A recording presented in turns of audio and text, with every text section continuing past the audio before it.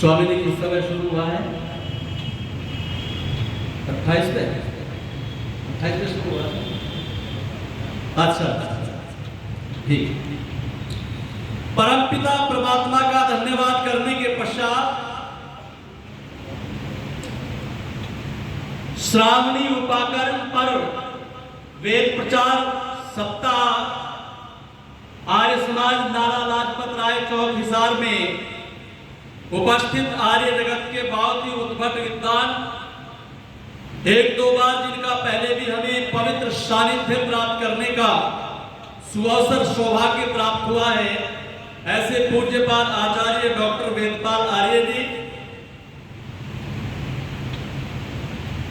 और जो इस कार्यक्रम का बहुत ही कुशल संचालन कर रहे स्वामी ब्रह्मानंद सरस्वती, आर्य समाज के संरक्षक चौधरी बदलूराम आर्य जी, श्री गोपीचंद आर्य जी, संतोष बारीवासिया जी, और इसी समाज के बहुत ही यशस्वी प्रधान जिन्होंने अपना पूरा जीवन आर्य समाज के लिए वेद प्रचार प्रसार के लिए लगाया है, श्री हरि सिंह सैनी जी, मंत्री श्री नरेंद्र पाल मिगलानी जी, कोषाध्यक्ष श्री प्रकाश गोयल जी, उप प्रधान रमेश कुमार लिखा जी, उप मंत्री श्री सत्येंद्र रावल जी, समिति के सभी कार्यकारिणी के सभी सदस्यगण, आर्य समाज के बहुत ही कुशल धर्माचार्य पंडित अपने श्री करमवीर शास्त्री जी, आदरणीय मेरे भ्राता श्री लालदेव शास्त्री जी, सभागार में उपस्थित सभी धर्मनिष्ठ बंधुओं और जितने विद्यालयों से यहाँ पर छात्र एवं छात्राएं आए हैं, उनके समस्त गुरुजनों, अध्यापिकाएं बहनों, सभी अध्यापकगण, उपस्थित सभागार में सभी धर्मनिष्ठ बंधुओं, वंदनीय पूजनीय मातृशक्ति और बहुत ही कुशलता से मेरा सहयोग कर रहे भाई सुखदेव आर्य जी। प्यारे सज्जनों, कई वर्षों के पश्चात आपके हिसार में आने का शुभ अवसर प्राप्त हुआ है। हिसार के आसपास कई गांवों में मैं पहले भी आ चुका हूं। आपके डोगरान मोहल्ला में भी 2-3 बार आने का मुझे अवसर मिला है। आइए चर्चा को आगे बढ़ाता हुआ मैं 2 गीत आपके बीच रखना चाहूंगा। 2 गीत में मेरी बात पूरी हो जाएगी। एक गीत तो मैं रखूंगा देशभक्ति की, एक गीत देशभक्ति का होगा और एक गीत और दूसरा ईश्वर भक्ति का और दूसरा गीत होगा। स्वामी दयानंद सरस्वती महाराज से किसी ने प्रश्न किया कि स्वामी जी महाराज, आप ज्यादातर दिशा निर्देश ये करते हैं कि सभी को दोनों समय ईश्वर की उपासना करनी चाहिए, तो स्वामी जी ईश्वर की उपासना हम क्यों करें? तो उसने कहा, ईश्वर की उपासना इसलिए करनी चाहिए क्योंकि जो व्यक्ति परमपिता परमात्मा की उपासना करता है, परमपिता परमात्मा की उपासना करने वाले का आत्मिक बल इतना बढ़ जाता है आत्मबल, वह पहाड़ जैसी विपत्ति आने पर भी विचलित नहीं होता, अभी दूर से आशास करके वो सहन करने की बोलो शक्ति प्राप्त कर लेता है। इसलिए हमें ईश्वर की उपासना करनी चाहिए। तो प्यारे सज्जनों, एक बात मेरे याद आ गई। भागवत दत्त शर्मा एक बहुत ही उच्च कोटि के विद्वान थे। जिस समय उनकी शादी हुई, घर में धर्म पत्नी बहुत ही धर्म पारायण आई। दिल्ली में उन दिनों उनका आवास था। तो पंडित भागवत दत्त शर्मा से कुछ दिनों के पश्चात उनकी धर्म पत्नी की जो है जॉब लग गई, नौकरी लग गई और अध्यापिकाएं बनकर के आ गई और अपने पति देव से कहने लगी, आचार्य जी से उन्होंने कहा, आचार्य जी आप एक काम करना। बोले क्या? बोले अब आपको खर्चे की बिल्कुल घर के खर्च की बिल्कुल चिंता नहीं करने की जरूरत है, क्योंकि अब मेरी सरकारी नौकरी लग गई है। मैं स्कूल में जाकर के, विद्यालय में जाकर के बच्चों को पढ़ाऊंगी। उन्होंने कहा अच्छा ये तो बड़ी बात अच्छी बात है। बोले वहां से घर का खर्च चलेगा, आप वेद प्रचार प्रसार का कार्य निरंतर दिन रात करना, खर्चे की कोई परेशानी नहीं होगी, कहीं से मिले दक्षिणा तब भी करना और नहीं मिले तब भी करना, आप वेद प्रचार प्रसार में अपना रात दिन का समय लगा देना। उन्होंने कहा ठीक है। बहुत दिनों तक घर का कार्य चलता रहा, लेकिन प्यारे सज्जनों एक दिन ऐसा हुआ, भागवत शर्मा की आचार्य जी की जो धर्म पत्नी थी, जो सरकारी अध्यापिका थी, वो एक दिन संसार से किसी रोग के कारण चली गई। जो कुछ पैसा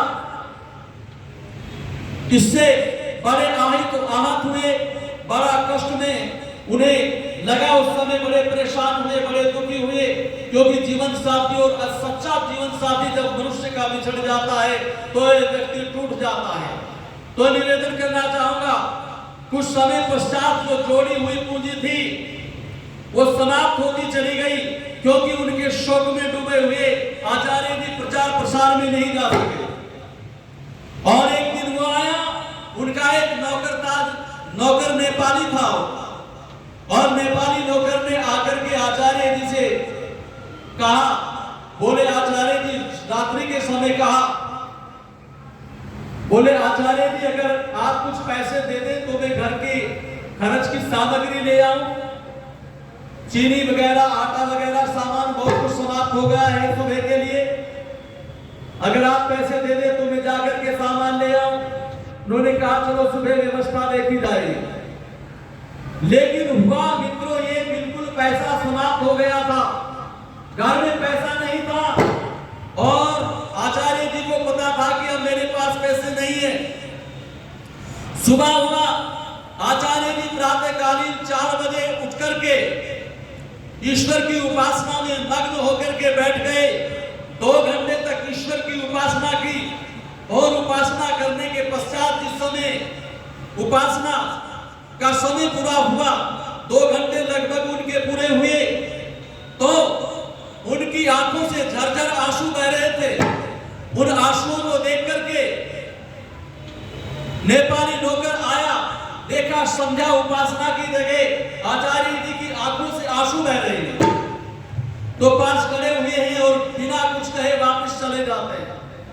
लेकिन उपासना करने के पश्चात परमपिता परमात्मा से प्रार्थना करते हैं कौन? पंडित भगवत शर्मा प्रार्थना करते हुए कहते हैं, हे प्यारे प्रभु, मैंने आज तक आपकी नौकरी की है, मैंने आपके वेद प्रचार प्रसार का कार्य बड़ी तल्लीनता के साथ किया है, फिर मैं किसी के आगे क्यों जाकर झोली फैलाऊं? जब मैंने आपका काम किया है, मैं तो बस आपके ही आगे अपना दामन फैला सकता हूं, मुझे और किसी के आगे मांगने की क्या आवश्यकता है। मन मन में ये बात कह रहे थे, लेकिन थोड़ी देर में होता क्या है, थोड़ी देर में एक व्यक्ति आया, एक बहुत बड़ा थैला फलों का और मिठाई का देकर के गया और एक लिफाफा सौंप करके इस नेपाली नौकर को कहा कि जब पंडित जी पूजा से उपासना से उठ जाए, संध्या आदि करके उठ जाए, तो उन्हें बता देना कि एक व्यक्ति देकर के गया है। तो पंडित जी जिस समय उठे और नेपाली नौकर ने बड़े विनम्र स्वभाव से वो फलों की और मिठाई की थैली सौंपते हुए कहा, बोले पंडित जी एक व्यक्ति ये थैली देकर के गया है और एक लिफाफा देकर के गया है। पंडित जी ने उस समय का वो लिफाफा खोल करके देखा, उसमें उस समय 700 रुपए थे। 700 रुपए उस समय बड़ी बात होती थी सज्जनों। और मिठाई देकर के कहा, फल देकर के कहा, पंडित जी ने एक बात तो बताओ भाई, आप एक बात बताओ। बोले क्या कि क्या तुम उस व्यक्ति को जानते हो जो इन्हें देकर के गया था? बोले नहीं श्रीमान जी, मैं उन्हें बिल्कुल नहीं जानता। तो इसका अभिप्राय क्या है? इसका अभिप्राय यह है कि जो परमपिता परमात्मा पर विश्वास करता है, परमपिता परमात्मा उसके विश्वास को नहीं टूटने देते। और तभी तो किसी ने बड़ा सुंदर लिखा है, किसी कवि ने, कि प्रातः उठ जो प्रभु के गुण गाएगा। इसको ज्यादा बोला क्या? कुछ कम कर दो जी, कुछ का स्पष्ट करो थोड़ा सा कि प्राते उठ जो प्रभु के गुण गाएगा वही जग में अमर फल पाएगा। प्राते उठ जो प्रभु के गुण गाएगा वही जग में अमर फल पाएगा। ओ चले आंधियां हजार उठे गमों के पहाड़ कोई अपनी जगह से ना हिलाएगा। प्राते उठे जो प्रभु के गुण गाएगा वही जग में अमर फल पाएगा। चले आंधियां हजार उठे गमों के पहाड़ कोई अपनी जगह से ना हिलाएगा। प्राते उठे जो प्रभु के गुण गाएगा वही जग में अमर फल पाएगा। आए चले आंधियां हजार उठे गमों के पहाड़ कोई अपनी जगह से ना हिलाएगा। प्राते उठे जो प्रभु के गुण गाएगा। दुख दर्द सभी मिट जाए पग चूमती रहे सफलताएं।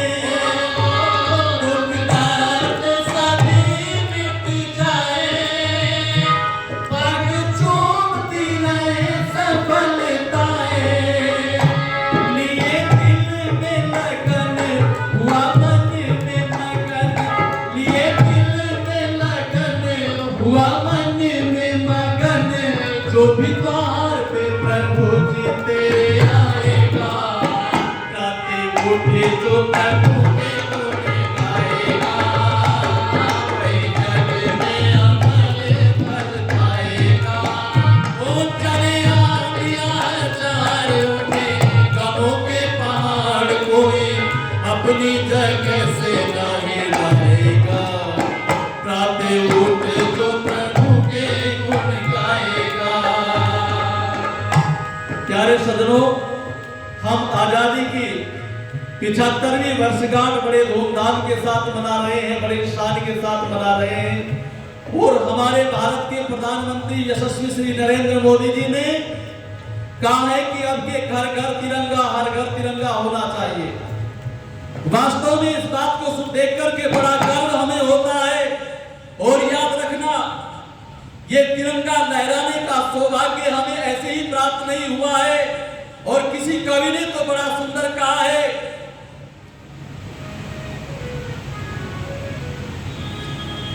कि शहादत में फलक के अनगिन सितारे हो गए रोशन। तवज्जो चाहूंगा आप सबकी कि शहादत में फलक के अनगिन सितारे हो गए रोशन। तभी तो सरहदों से अमन के पैगाम आए। शहादत में फलक की अनगिन सितारे हो गए रोशन। तभी तो सरहदों से अमन के पैगाम आए हैं।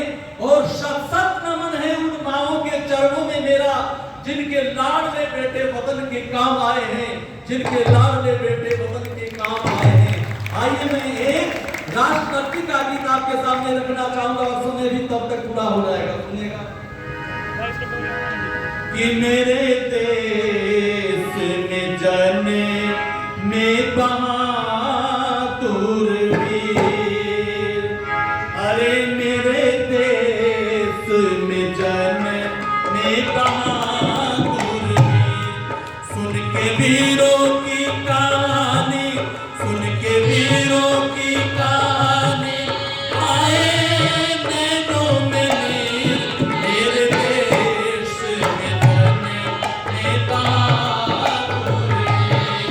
मेरे देश में जने में बहादुर वीर। सुन के वीरों की कहानी, सुन के वीरों की कहानी आए नैनों में नीर।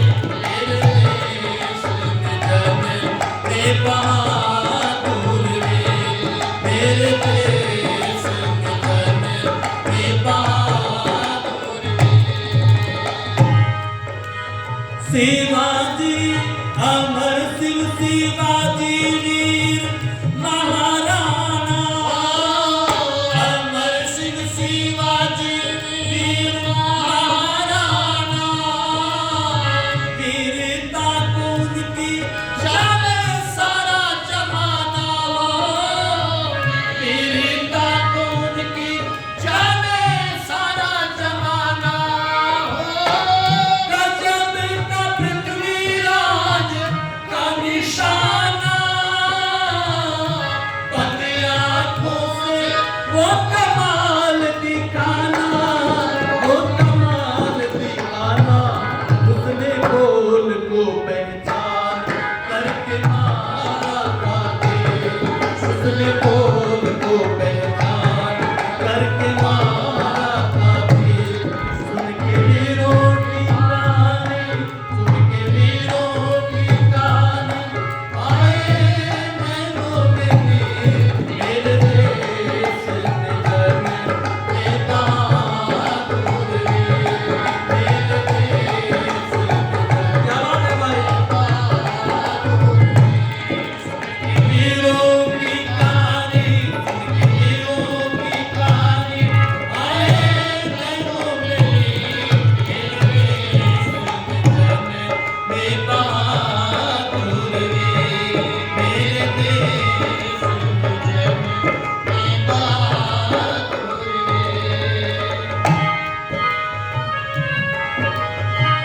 वीरता वीरों ने यहाँ अपनी दिखाई वो वीरता वीरों ने यहाँ अपनी दिखाई गोलियां सीने पे हंस हंस के खाई वो गोलियां सीने पे हंस हंस के खाई अंग्रेजों से लड़ी थी वहाँ लक्ष्मीबाई हार नहीं मानी अपनी जान गंवाई अपनी जान गंवाई उसके मुंह में था लगा दोनों हाथों में शमशीर उसके मुंह में था लगा दोनों हाथों में शमशीर सुन के वीरों की कहानी सुन के वीरों की कहानी आए नैनों में नीर मेरे देश में जग में बहादुर वीर मेरे देश में बहादुर और सुनिएगा चंद्रशेखर उत्तम भगत लाजपत लाला चंद्रशेखर उत्तम भगत लाजपत लाला सुभाष चंद्र बोस वीर मतवाला सुभाष चंद्र बोस वीर मतवाला सूर्यास्तों को एक जगह कर डाला सरदार पटेल जी का ढंग निराला था कैसा ढंग निराला धर्म आए थे वो भारत माता की वीर धर्म आए थे वो भारत माता की वीर सुन के वीरों की कहानी सुन के वीरों की कहानी आए नैनों में नीर मेरे देश में जग में बहादुर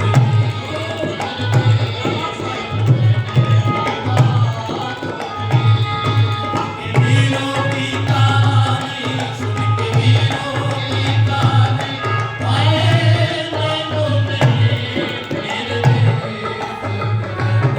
में बहादुर मेरे देश में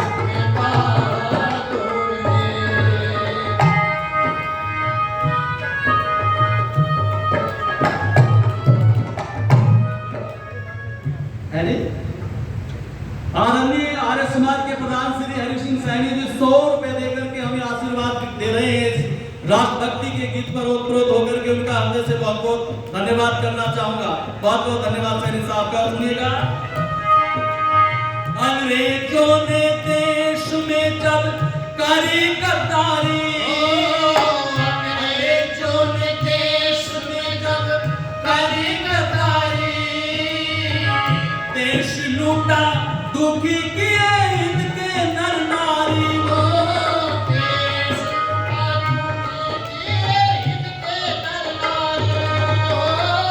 ऐसे में आया था दयानंद ब्रह्मचारी, देश को दे गया लाखों क्रांतिकारी, लाखों क्रांतिकारी। गुरु सुखपाल काटने आए भारत माता की जंजीर, गुरु सुखपाल काटने आए भारत माँ की वो जंजीर। उनके वीरों की कहानी, उनके वीरों की कहानी आए नैनों में ली, मेरे देश में जने ने बहादुर वीर, मेरे देश में जने ने बहादुर वीर। उनके वीरों की कहानी, उनके वीरों की कहानी आए नैनों में नीर, मेरे देश में जने में बहादुर वीर। आप सभी का बहुत बहुत धन्यवाद। मेरी बातों को बहुत ही ध्यानपूर्वक सुना है। इसी ओम तक शहीदों की चिताओं पर लगेंगे हर बरस मेले, वतन पे मिटने वालों का यही बाकी निशा होगा। इलाही वो भी दिन होगा जब अपना राज देखेंगे, जब अपनी ही जमी होगी और अपना आसमां होगा। कुछ बात है कि हस्ती मिटती नहीं हमारी, सदियों रहा है दुश्मन दौरे जमा हमारा। कुछ ऐसे ही उद्गार आदरणीय प्रसाद जी से हम सुन रहे थे। बहुत बहुत धन्यवाद है। और अब मैं अनुरोध करूंगा पूज्य